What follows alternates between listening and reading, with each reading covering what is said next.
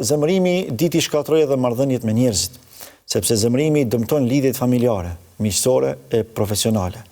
Ai shpesh i bën njerëzit të largohen ose të mbajnë qëndrime armiqësore.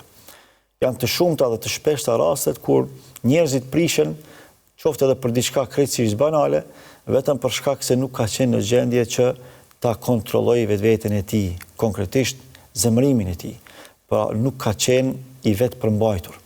Në afekt ka thënë fjalë që nuk do duhet të thuheshin, ose ka bërë reagime të pamatura që ka shkaktuar plasaritje në zemrat e njerëzve, sidomos kur bëhet fjalë për ata njerëz, qofshin familjar të afërt apo të largët, apo kolegë të punës e kështu me radhë, që kanë pasur mendim të mirë për ne, kanë pasur madje mendimet më të mira të mundshme.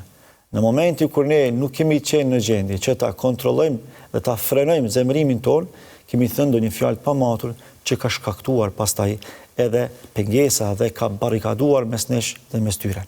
Dhe kjo ndodh për shkak të pamaturive që buron nga mos kontrollimi i zemërimit. Sa familjar janë zënë mes vete e madje edhe nuk vizitohen, janë të hidhruar, edhe ndoshta edhe kanë krijuar barrikada të patejkalueshme padrejtisht pikërisht për shkak të mos kontrollimit të zemërimit. Pra zemërimi diti shkatroi marrëdhëniet familjare, por edhe ato profesionale.